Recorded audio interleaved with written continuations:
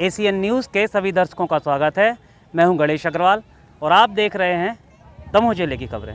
मध्य प्रदेश सरकार के पंचायत एवं ग्रामीण मंत्री प्रहलाद सिंह पटेल और मध्य प्रदेश सरकार के पशुपालन डेयरी मंत्री लखन पटेल के द्वारा दमोह जिला कलेक्ट्रेट कार्यालय में विभागीय समीक्षा बैठक में सम्मिलित होकर समीक्षा की गई।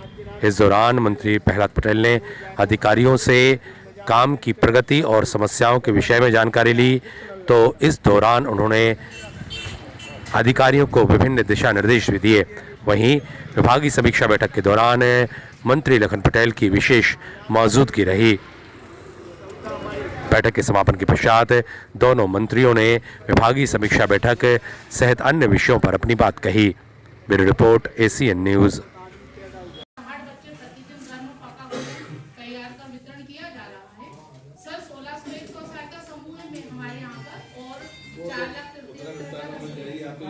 कठिनाई या कुछ हो तो अभी तो वर्तमान में कोई कठिनाई तो नहीं है सर।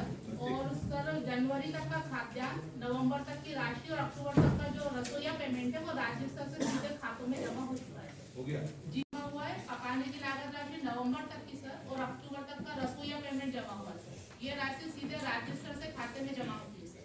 तो रसोईया को कब से नहीं मिला है सर? अक्टूबर के बाद से।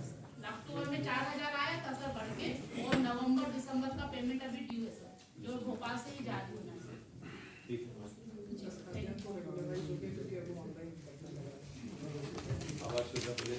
आवास योजना सर हमारे यहाँ प्रधानमंत्री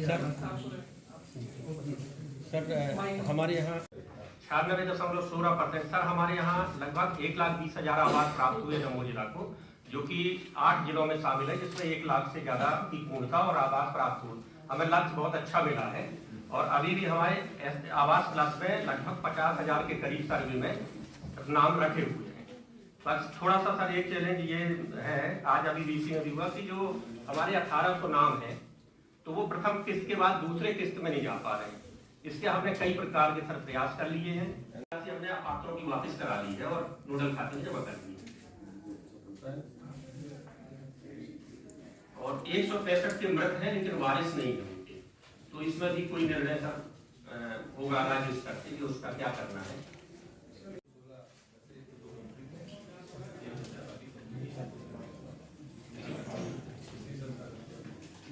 सर ये बातें सकता है सर, ये राज्य स्तर पर ये नोडल एजेंसी होता है सर। जिला स्तर पर दोनों भी पता है, हमको भी पता है। ये बताओ कि अचीव क्या किया है उससे पहले। अचीव सर हमने एक तो गांधी से लेकर जितने भी हमारे भारतीय मनीषी हुए हैं उन सब ने माना कि ग्रामीण विकास अगर आत्मनिर्भरता और स्वावलंबन का प्रतीक है तो समाज और देश मजबूत होगा। मोदी जी के प्रधानमंत्री बनने के बाद जो कार्यशैली का अंतर है, यदि हम चीज़ों को आनलाइन लेकर आए और आधार के साथ जोड़ते हैं तो बीच में जो सारे भ्रम या जिसको पहले हम बिचौलिए कहते थे उनकी समाप्ति हो सकती है और वो आज दिख भी रहा है। लेकिन जब हम विकसित भारत और संकल्प यात्रा को देखते हैं तो ये कार्य प्रणाली की पारदर्शिता का चरम है कि हमारे विवेक के कारण, हमारे दुराग्रह के कारण, दोनों बातें कह रहा हूँ, अगर कोई जनप्रतिनिधि गलती कर देता है तो ज़रूरतमंद को उसकी सज़ा नहीं मिलनी चाहिए और उसे न्याय मिलना चाहिए। तो मोदी जी ने इस बात की ही गारंटी दी है कि यदि कोई ज़रूरतमंद है तो वो सुविधा से वंचित नहीं हो सकता। अगर कोई है तो उसे इस यात्रा में ढूंढिए। मध्य प्रदेश सरकार के मंत्री होने के नाते हमारी जिम्मेदारी है कि हम इसे 100% परिणाम तक पहुँचाएँ।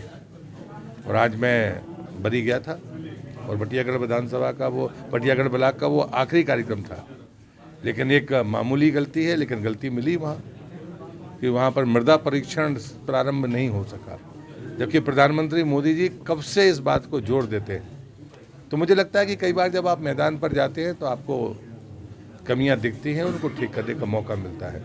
और इस यात्रा का मतलब भी यही है कि हम कमियां दिखें तो उन्हें दूर करके सैचुरेशन तक जाएं।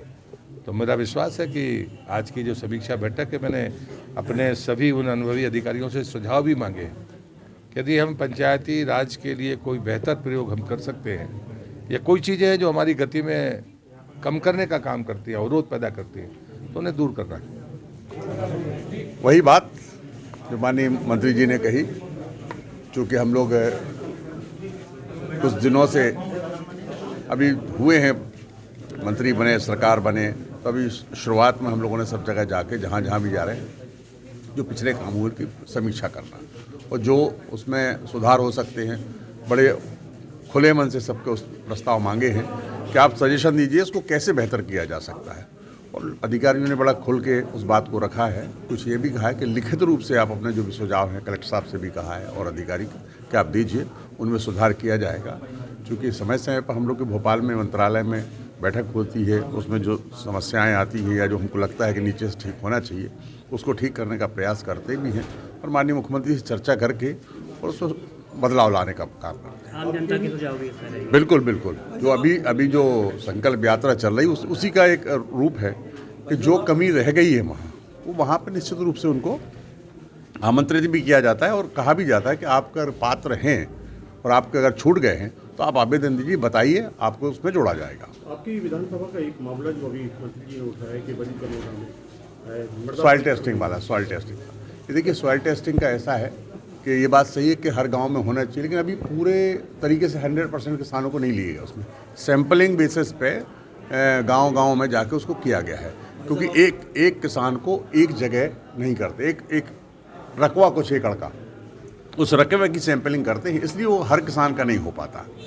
और वो उसमें आगे धीरे धीरे बढ़ा रहे हैं तो सभी वो क्लस्टर कवर हो जाएंगे उसमें। भाई साहब, पशुपालन मंत्री हैं और शहर में आवारा मवेशियों की बहुत कई हादसे हो चुके हैं। ये बहुत गंभीर प्रश्न है और इस पर अब बहुत जल्दी काम हो रहा है। हम लोग ज़मीन देख रहे हैं और ज़मीन देख करके उनको डिप्लॉय करेंगे, वहाँ डेयरियाँ वहाँ भेजेंगे और उनको डेवलप करके और डेयरियाँ देंगे, मतलब डेयरी बना करके देंगे। जैसे किसी के 10 जानवर हैं तो उसको हो सकता है 8000 फुट जगह 10, जिस हिसाब से उसकी आवश्यकता होगी उस हिसाब से उसको ज़मीन आवंटित कराई जाएगी और उसको डेवलप करके उनको देंगे।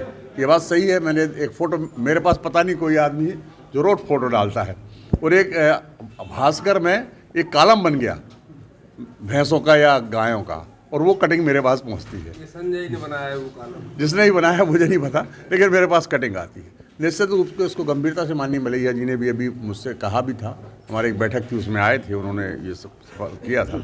बहुत जल्दी ज़मीन हम लोग उसको देख के वो कर रहे हैं उसको। विशेष एक और समस्या सामने आती है कि चरनोई की भूमि पर बहुत जबरदस्त कब्जा है। हमारा पशु जब वहाँ विचरण करते थे, अब वो जमीनें कब्जे में हैं, क्या करेंगे? सही बात, ये बात बिल्कुल मैं सहमत हूँ आपसे और उसको हम लोगों ने कहा है कि इसको बहुत जल्दी खाली कराया जाए, क्योंकि चरनोई भूमि 2% से कम नहीं होना चाहिए। ज़मीनें हैं 2%, लेकिन वो जैसा आपका कहना है वैसी बहुत सारी जगह ऐसा है, तो उसको कोशिश करके खाली कराएंगे उनको।